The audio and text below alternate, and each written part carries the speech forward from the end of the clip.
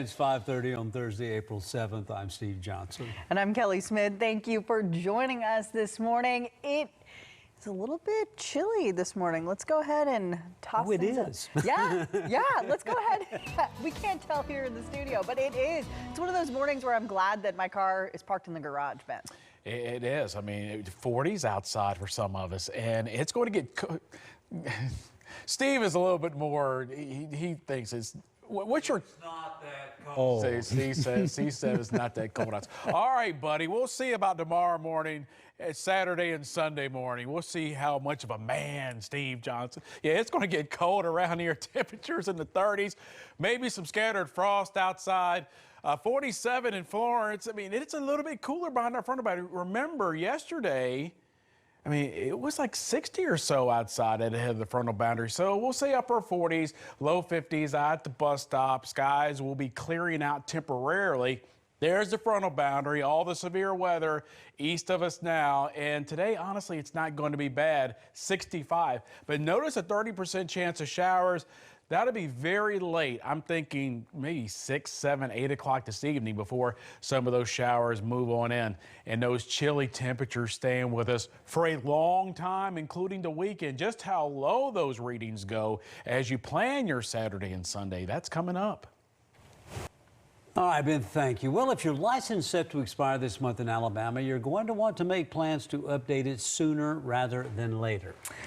That's because Alabama law enforcement agency offices will close later this month for a statewide system update. News 19's Samson Tamajani joins us live from the Madison County Service Center with more. So, Samson, what new system features can people expect after this update is over? Well, guys, officials say this extended wait time will come with long-term benefits, mainly involving using online services for your ID. So first-time licensed applicants will be able to start this application process online. And current license holders, you'll be able to do stuff such as update your address, pay and reinstate license, upload Federal Department of Transportation medical cards, and view TSA hazmat background checks without visiting a license office. This after more than 20 years of using the old system in Alabama.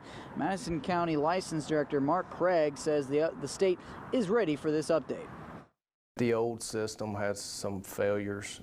Anytime something would try to be updated, something else would go wrong. And it would go down, and when it's down statewide. So there's nothing that, unfortunately, the counties can do because it's a state system. We just have to sit here and wait for it to come back up.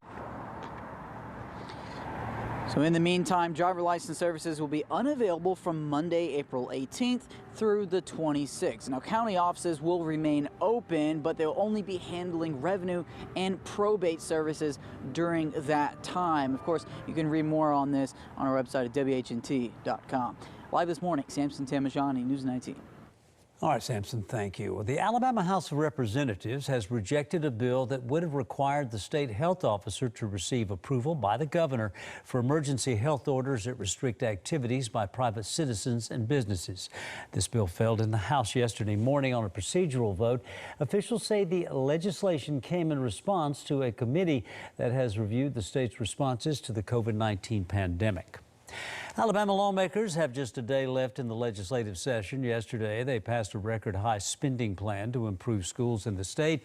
In addition to teacher pay raises, the $8.2 billion proposal includes about $20 million for the Numeracy Act to improve math scores, as well as more funding for auxiliary teachers, pre-K programs, and higher ed. House Education Policy Committee Chair Terry Collins says even though the budget is bigger than years past, the spending is needed.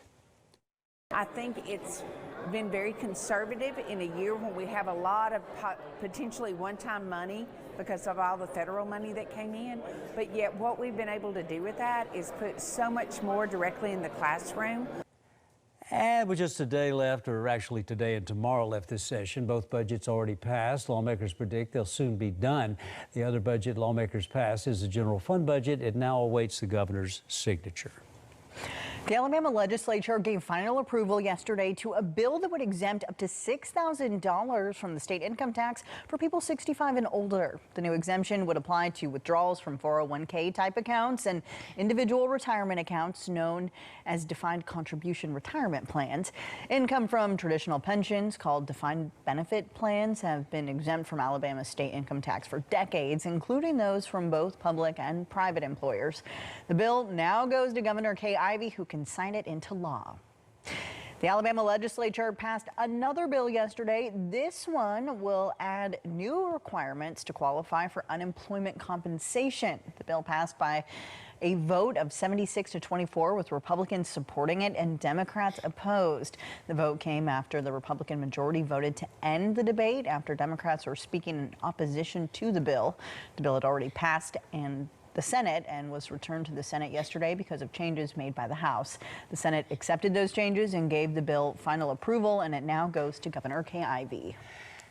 The former University of Alabama vice president of student life and has had his misdemeanor charges set aside after completing a program.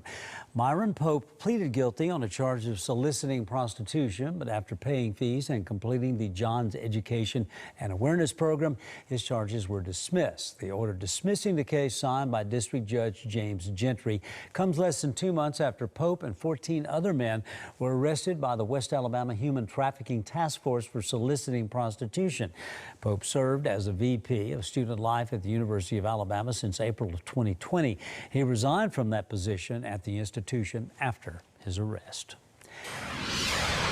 Well, a bill named after a Middle Tennessee boy who was the focus of an Amber Alert is now officially a state law. Noah's Law will speed up the Amber Alert process for children like him at the center of active custody battles. When the bill went to the State House, it was unanimously approved. Noah's mother reported him missing after his father didn't bring him back at their scheduled time, but no Amber Alert was issued for another 11 days because Noah didn't fit the state's criteria. Now, after a child has been missing for 48 hours, a judge can issue an order declaring them to be in imminent danger, and that alert can be pushed out. Noah's family hopes this will make a difference for others.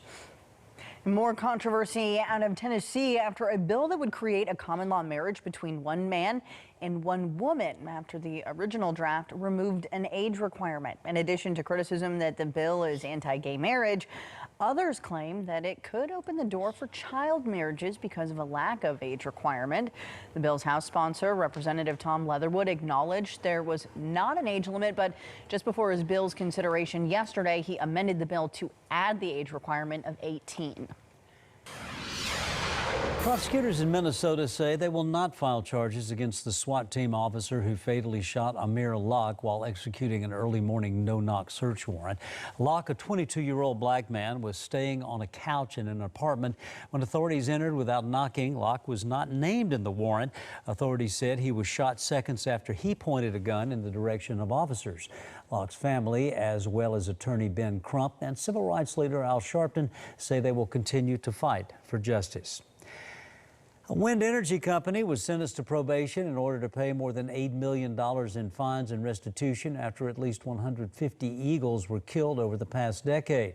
Federal prosecutors say the eagles died at its wind farms in 8 states. NextEra Energy subsidiary ESI Energy pleaded guilty to 3 counts of violating the Migratory Bird Treaty Act during a Tuesday court appearance in Cheyenne, Wyoming. It was charged criminally in the deaths of 9 eagles at 3 of its wind farms in Wyoming and New Mexico. ESI acknowledged the deaths of golden and bald eagles at 50 wind farms since 2012. The birds are killed when they fly into the blades of wind turbines. Some ESI turbines killed multiple eagles, and because the carcasses are not always found, officials said the number killed likely higher than the 150 birds cited by prosecutors in court documents. Oklahoma state legislature has approved a bill to make abortion a felony in the state. If this becomes law, doctors who perform abortions could face up to 10 years in prison and a $100,000 fine. Oklahoma's bill is the latest in a series of anti-abortion laws passed by Republican-led state governments. This includes one in Mississippi, currently before the Supreme Court. Rebecca Tong, co-executive director of one of the 4 remaining abortion clinics in Oklahoma, says women deserve the choice. 8 more anti-abortion bills are working their way through the Oklahoma legislature, and the governor says he's prepared to sign all of them. All right, cooler temperatures taking over as we head through the morning, and they may be sticking around for a long time, including the weekend. Just how low those temperatures get as you plan your Saturday and Sunday after the break. All right, thank you, Ben. And it is time now for your first alert traffic report. Here is a shot of Athens. This is I-65 at 72. And as people or drivers get off this ramp or are about to get onto it, they are going to see some traffic issues. So I wanted to start with a look of this area. Let's go ahead, head on over here to Waze, and I'll show you what I'm talking about. We have a report of, let me see exactly what it says here. Heavy traffic. Here we go. It took a second. Heavy traffic on 72 eastbound near that intersection there. We also are seeing some issues near Huntsville Browns Ferry Road on Cambridge Lane. This is in between Athens and Tanner. Research Park Boulevard Northwest near the Redstone Arsenal. Congestion there still an issue, just like it was about 20 minutes ago. West Moulton Street Southwest in Decatur. We are seeing some backups there with that average speed down to 8 miles an hour. And one last thing to show you here, Winchester Road Northeast, neighborhood of Moores Mill. We are seeing things moving at a slower pace in that area with the average speed down to 25 miles an hour. The United Nations, the U.S., and European countries continue to ramp up the pressure on Russia and Vladimir Putin. Ukraine's president says more needs to be done to stop the brutal campaign Moscow has waged. CBS's Laura Podesta has the latest on the war.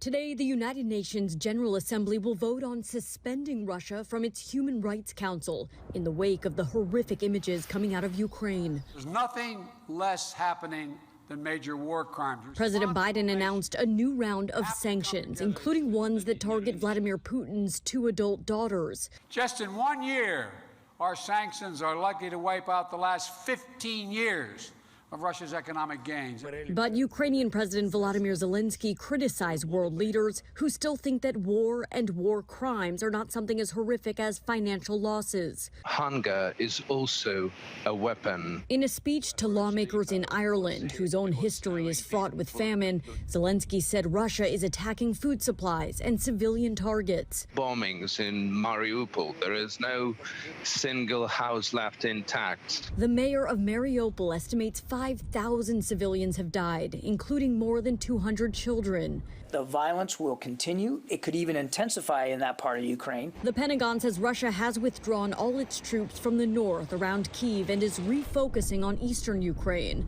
Local officials are warning residents to evacuate now. I went through the war when I was a child at the age of 3, this woman says, and now I just want to die in peace. According to the UN, about a quarter of all Ukrainians have fled their homes since the war began. Laura Podesta, CBS News. The International Red Cross says 1,000 people managed to get out of Mariupol this week. And the organization says it failed to make it to the city with humanitarian aid because of a Russian blockade, but were able to help residents who had already escaped to a nearby city.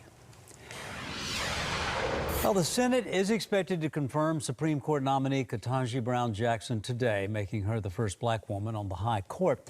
It also means President Biden has a bipartisan endorsement for his pick. Jackson will replace Justice Stephen Breyer, who retires this summer.